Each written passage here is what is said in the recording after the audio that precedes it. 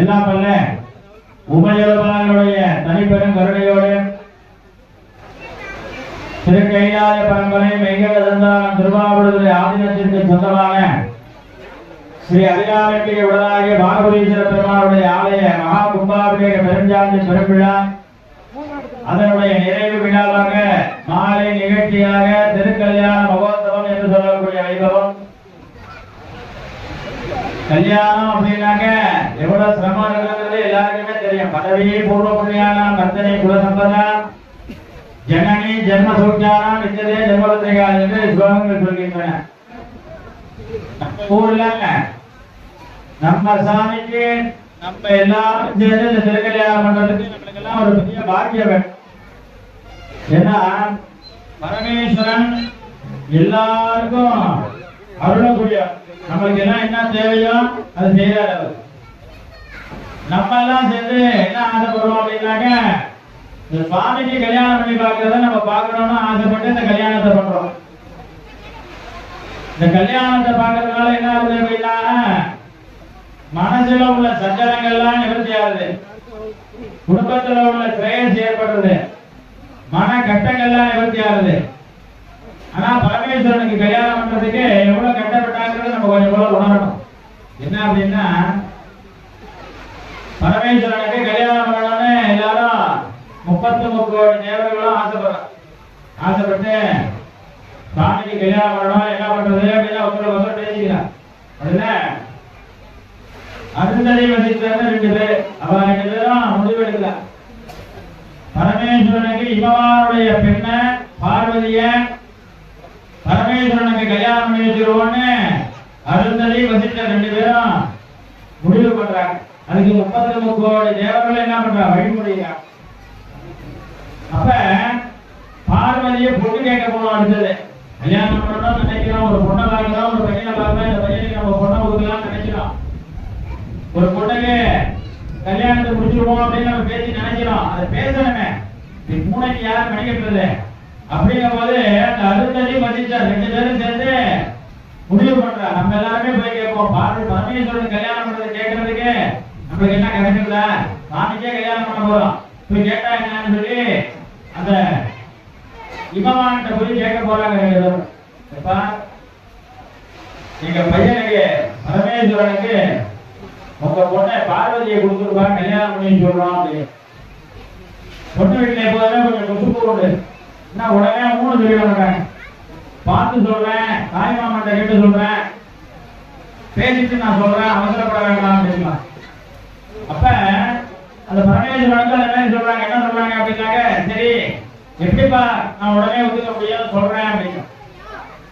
இல்ல உனக்கு என்ன செய்யணும்னு சொல்லு அப்படின்னு சொல்லி அருந்ததி கேட்டோடனே, என்னப்பா உங்க பையன் பொண்ணு கொடுக்கறத பத்தி எனக்கு பிரச்சனை இல்லை, அவன் முக்காவாசி நாள் காட்டிலையும் மலையிலுமாலே இருப்பாங்க, காணுடைய சுடலை பொடி பூச்சியன் உள்ளம் கவர்கள் உடம்புக்குள்ள சாம்பலை பூச்சிட்டு இருக்கான், புரிதோலை கட்டிட்டு இருக்கான், இவனுக்கு போய் நான் என் பொண்ணை கொடுத்துட்டு இவன் எங்க போய் உட்கார்ந்துருப்பா அப்படின்னு சொல்லி கேட்கறான். கேட்டோடனே இல்லப்பா நம்ம பையன் அருமையான பையன், தங்கமான பையன், அதெல்லாம் இல்ல, இந்த ரோகெல்லாம் நல்லா இருக்கணுங்கிறதுக்காக அப்படி இருந்துட்டு இருக்கான். கல்யாணம் ஆச்சுன்னா போடும், காட்சி மாறி போயிடும், இப்ப இல்ல அப்பயே சொல்லிட்டு இருக்கேன். அப்ப அந்த கல்யாணங்கிறது பண்றதுக்காக சொன்னோடனே ஏத்துட்டு சரி கொடுத்துருவோம் அப்படின்னு முடிவு பண்ணோடனே, சரிப்பா நீங்க எல்லாம் ஓகே, நீங்க சொன்ன மாதிரி நாங்களும் கொஞ்சம் பண்ணுங்க அப்படின்னு. என்ன பொண்ணை கொஞ்சம் போல நடந்து வந்து இந்த ஜலமோ காஃபியோ கொடுக்க சொல்லுங்க அப்படின்னா. தாண்டி விரிக்கிறாளா சாதாரணமா நடக்கிறாளான்னு பார்க்கணும். அடுத்தபடியா பொண்ணுக்கு பாடங்கள் தெரியுமா, 2 வார்த்தை பாட சொல்லுங்க, 2 வார்த்தை பேச சொல்லுங்க அப்படின்னு. வாயில பொக்க குறையெல்லாம் இருக்கான்னு பார்க்கணுமா. அடுத்தபடியா இந்த பொண்ணை போகும்போது திரும்பி பேசிட்டே இருக்கும்போது எல்லாருக்கும் நமஸ்காரம் பண்ணுவோம் அப்படின்னா சபையை மதிக்க தெரியுதான்னு தெரியணும். இதெல்லாம் இன்னைக்கு நேற்று நம்ம குடும்பத்துல நடக்கல. அப்பவே இந்த பரமேஸ்வரனுடைய கல்யாணத்துக்கு அருந்ததி வசித்தார் போட்டு வச்ச பிள்ளையார் மொழி அது இன்னும் நம்மள குடும்பத்துல இந்த சைவ மரபு எப்படின்னா நம்ம எப்படி எப்படி எல்லாம் வாழணுங்கிறத கற்றுக் கொடுக்கறதுக்கு தான் ஆலயத்தை வச்சுது. ஏன் கல்யாணம் பண்ணணும் சொல்லணும் கோயில கேட்கலாம். என்ன சாமி எனக்கு மட்டும் ஒரே கல்யாணம் பண்ணீங்க, நான் 20 வருஷமா நான் இருக்கேன், சாமிக்கு மட்டும் வருஷம் கல்யாணம் பண்றீங்க, எத்தனை பேருக்கு தாலி கட்டினாலும் ஒத்திக்கு தான் கல்யாணம் பண்ணணும்னு சாமி அப்பயே என்ன பண்றாரு, அதே அம்பாவுக்கு தான் தாலி கட்டுறாரு. இப்படிதான்டா இருக்கணும், இப்படிதான் செய்யணும் அப்படின்னு சாமியே நமக்கு அதிக வலியுறுத்தி. அப்படிப்பட்ட அந்த பரமேஸ்வரன் இன்றைய தினம் ஒரு அற்புதமான நாள். ஏன் அப்படின்னா சன்னியாசி நேரடியே சொன்னாங்க, குருவாரத்துல நம்மளுக்கு இதெல்லாம் கிடைக்கிறது ஒரு பெரிய பாக்கியம். எதுவுமே குருவருள் இருந்தால்தான் திருவருள் கிட்டும், இல்லைன்னா கிடைக்கவே கிடைக்காது. ஒரு பெரிய மகாராஜாவுக்கு வந்தான். இந்த ராஜாவுக்கு ரொம்ப கஷ்டம், மேல மேல மேல மேல ரொம்ப கஷ்டப்பட்டுட்டே இருந்தான். அப்ப கூட இருந்தவெல்லாம் 2-3 பேர் சேர்ந்து சொன்னான், ராஜா உங்களுக்கு நேரம் சரியில்லை போல இருக்கு, ஒரு ஜோசியரை போய் பார்த்துட்டு வாங்க, அவர்கிட்ட பக்கத்துல இருக்கிற ஜோசியர் கொஞ்சம் நல்லா கணிச்சு சொல்றாரா, என்ன எப்ப நடக்கும் ஏது நடக்கும் சொல்றாரா, அப்படி அதை போய் பார்த்துட்டு வந்துடுவா அப்படின்னு. சரின்னு ராஜாவும் அந்த சபையெல்லாம் விட்டுட்டு எழுந்து அந்த ஜோசியரை பார்க்கறதுக்காக போனேன். சாயந்தரம் 6 மணி ஆகிவிடுது. சாயந்தரம் 6 மணி ஆனோடனே ஜாதகம் பஞ்சாங்கெல்லாம் பார்க்கக்கூடாதுன்னு ஒரு சாஸ்திரம். 6 மணி விளக்கத்தாச்சுன்னா அதுக்கு மேல பஞ்சாங்கம் பார்த்து எதுவும் சொல்லக்கூடாது, பலன் சொல்லக்கூடாது, பார்க்கலாம் பலன் சொல்லக்கூடாதுன்னு ஒரு சாஸ்திரம். அப்ப அந்த 6 மணி ஆனோடனே யோசியருக்கு மனசெல்லாம் ஈரப்பட ஆடுது. ராஜா எப்படி நான் பதில் சொல்ல மாட்டேன், என்ன சொல்ல மாட்டேன்னு சொன்னாங்க, தலையை எடுத்துதான் என்ன ரொம்ப ராஜா அவர் வந்ததே ஜாதகம் பார்க்கணும்னு, நான் பார்க்க முடியாது, நான் இப்ப பார்க்க மாட்டேன்னு சொன்னா என்ன தலையை விட்டுட்டாங்க அப்படின்றது பயத்துல அந்த குருவருடைய அனுகிரகம் அந்த ஜோசியர் இருக்கிறதுனால அவர் என்ன பண்ணார் அப்படின்னாக்க, ஜாதகம் அருமையா இருக்கு, சூப்பரா இருக்கு, நீங்க ஒண்ணும் பண்ண வேண்டாம், ஊருக்கு போயிட்டு நாளைக்கு மாறக்கால வாங்க, கொஞ்சம் பார்க்க வேண்டியது இருக்கு, ஜாதகத்துல சுத்தமா பார்த்து சொல்றேன், ரொம்ப ராஜா உட்காந்துட்டே இருந்தா ராஜாவுக்கு சிரமமா இருக்கும், எனக்கும் ராஜா இருக்கானுங்க எனக்கு மனசுக்குள்ள பதட்டமா இருக்கும், சரியா பார்க்க முடியாது, இன்னைக்கு போயிட்டு நாளைக்கு காலத்தால வாங்க எல்லாத்தையும் படிச்சுன்னு சொல்லி போறாங்க. சரின்னு ராஜாவும் இவ்வளவு தூரம் சொல்லிட்டாங்க, ஆனதாச்சு ஒரு நாள் என்ன ஆயிட போகுது அப்படின்னு சொல்லி கிளம்பி திரும்பி நடந்து போயிட்டு இருக்கான். நடந்து போயிட்டே இருக்கும் பொழுது மழை இதை மாதிரி வந்துருக்கு. மழை வந்தோடனே என்ன பண்றதுன்னு தெரியல. என்ன பண்ணா பக்கத்துல பார்த்தாக்க ஒரு கோயில் ஒன்று தெரிஞ்சு பாழடைஞ்சு போன கோயில். அந்த கோயிலுக்குள்ளார புதுதான். அந்த கோயிலுக்குள்ளார புது கொஞ்சம் நேரம் உட்காந்தா அந்த மழை விடுற மாதிரி தெரியல. உட்கார்ந்துட்டே இருந்தான். நல்லா மழை பெய்ஞ்சு அவனுக்கு தூக்கம் வந்துருக்கு.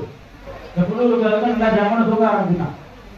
தூங்கிட்டே இருந்தா திடீர்னு ஒரு கனவு வந்தது. கனவு வந்தோடனே உண்மையா பொய்யான்னு தெரியலையே அப்படின்னு சொல்லிட்டு பெறப்படுறான். பாம்பு ஒண்ணு தலையில விழுது. பாம்பு விழுந்தோடனே அவன் பயந்து வாரி சுட்டிட்டு இந்த கோயிலை விட்டு வெளியில வரான். வெளியில வந்து நிக்கிறான். இடி நிக்கிறது அந்த மண்டபம் இடிக்க அவன் தலையில விழ வேண்டியது அந்த மண்டபத்துல விட்டு வெளியில நிக்கிறான் ராஜன். ஓட அழுவான் அந்த ராஜன். என்னடா இது, நல்லது நடக்கும்னு சொல்லி நினைச்சுதான் அந்த ஜோசியரை பார்க்க போனேன். அந்த ஜோசியரும் பதில் சொல்லாம நாளைக்கு சொல்றேன்னு சொல்லிட்டாரு. சரி மழை பெய்யுது வெளியில போனா இங்கே தங்கிடுவோம்னு நினைச்சு இந்த கோயில் உள்ளார வந்து படுத்தேன். நிம்மதியா படுக்க போகாம என் சனிய அந்த பாம்பு என் மேல வந்து விழுந்துட்டேன்னு வெளியில வந்தேன். நான் போன நேரமோ என்னமோ தெரியல இந்த கோயிலே இடிஞ்சு விழுந்துட்டேன்னு அழுதுதான். பொழுது விடிஞ்சது. பொழுது விடிஞ்சோடனே அந்த அழுவையோடய அந்த ஜோசியரை போய் திரும்பி பார்க்க போறான்.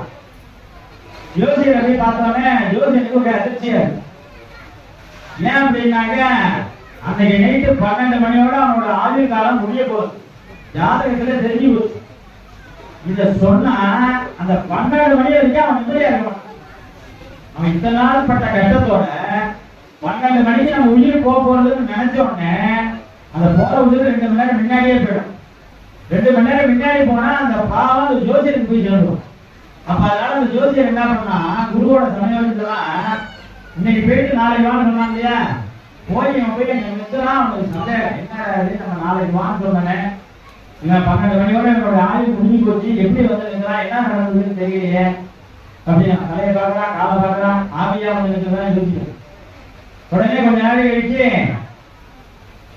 ராஜா உட்காருங்க அப்படின்னு உட்கார்ந்துட்டு என்ன நடந்ததுன்னு சொல்லுங்க, உங்களுடைய வாழ்க்கையில இப்ப நேற்று நகைமையில என்ன நடந்ததுன்னு சொல்லுங்க. ஏன் கேட்குறீங்க, நான் இன்னைக்கு ஏழு கிளம்பி போன பாதி வழியிலே மழை வந்துடுச்சு. மழை வந்தோடனே ஒரு மண்டபத்துல படுத்துருந்தேன். நல்ல தூக்கம் வந்து தூங்கிட்டேன். திடீர்னு ஒரு பாம்பு தலையில விழுந்தது. வாரி சுற்றி இந்த வெள்ளை அடிச்சு வந்தது என்ன பெரிய இடி இடிக்குது. மண்டலமே இடிஞ்சு கீழே வந்துச்சு. நான் பண்ண பாவம் இவ்வளவு தெரியவே இல்லை. நான் இவ்வளவு கட்டத்தை பண்ணேன் இல்ல நல்லா தெரிஞ்சு சொல்லுங்க. போனேன் மண்டபத்துல படுத்து. ஆமா அவர் சொன்னாங்க நைட்டு ஒரு கனவு கண்டேன். கனவு கண்டதுக்கு அப்புறம் தான் இந்த பாம்பு என் மேல விழுந்துச்சு. என்ன கனவு கண்ட? நம்மகிட்ட மட்டும் இந்த காசு பணம் பொருள்லாம் இருந்ததுன்னா இந்த கோயிலை திருப்பணி பண்ணி கும்பாபிஷேகம் பண்ணிருக்கலாமே. கும்பாபிஷேகம் பண்ணியிருந்தாங்க ஊர் ஜனங்கள்லாம் வந்து சந்தோஷப்பட்டுப்பாங்க. குளத்தை சுத்தம் பண்ணிருக்கலாமே. குளத்தை சுத்தம் பண்ணோம்னா 10 பசுமாட்டு சாப்பிடுவேன், ஊருக்கு நீர்நிலை கிடைக்குமே அப்படின்னு நினைச்சேன். அதனாலதான் ஒரு நாளின் அபிவிருத்தி அடையும். எதுக்கு இதை சொல்ல வரேன் அப்படின்னா, அப்படிப்பட்ட ஒரு திருப்பணியோட கூடிய இந்த கும்பாபிஷேகம் மூணுக்கே ஒரு கொண்டு இதை நான் சொல்ல வேண்டாம். ஆகாதத்துல இருந்து அங்கத்தை கொட்டிட்டே இருக்கு. மழை பேசிட்டு இருக்க 4 நாளைக்கு முன்னாடி மழை உண்டா? மழைக்கு ஏதாவது ரிமோட் ஏதாவது நம்ம வச்சிருக்கோமா? மழை பெய்யுறது, பசுமாடு வர்றது, சுமங்கை எழுதாமல் வர்றது, இதெல்லாம் சுபசகுனம்னு. அந்த சுபசகுனத்துல சுவாமி சந்தோஷமான மட்டும்தான் இதெல்லாம் நடக்கும். இல்லைனாக்க இந்த கூட்டம் எல்லாமே இருக்கு. நம்ம நீங்களே நினைக்கலாம் என்ன செய்ய இந்த கும்பாபிஷேகம் பண்ணாலும் திடீர்னு கொண்டாந்து இந்த யாகசாலையை வச்சுட்டாரு கல்யாணம். அப்படியே இந்த சாமி தான் எனக்கு அருள் பண்ணாரு காலம்ப மனசுக்குள்ள. நேற்று மழை பெஞ்சது, இன்னைக்கு மழை வந்ததுன்னா நம்ம மக்கள் கல்யாணத்தை தரிசனம் பண்ண முடியாம இடையூறாயிடுமே அப்படின்னு உடனே சன்னியாசத்தை தெரிவிச்சோம். சரி அதுவும் நல்லதுதான், இப்படியே செஞ்சிருக்கேன் அப்படின்னா. இப்ப இத்தனை பேர் என்ன மழை பெஞ்சாலும் சாமி கல்யாணத்தை பார்க்கிறோம்.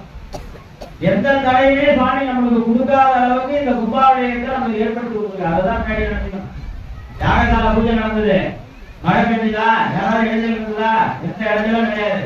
இப்ப திருக்கல்யாணம் பண்றோம், சீர்வரிசை எடுக்கிற வரைக்கும் நம்ம பயமுறுத்திட்டே இருந்தது. 2 தூத்தல் மணி ஆச்சுடா, கல்யாணத்துக்கு நேரம் ஆச்சுடா அப்படின்னு சாமி நம்மளை வான் பண்ணிட்டே இருந்த.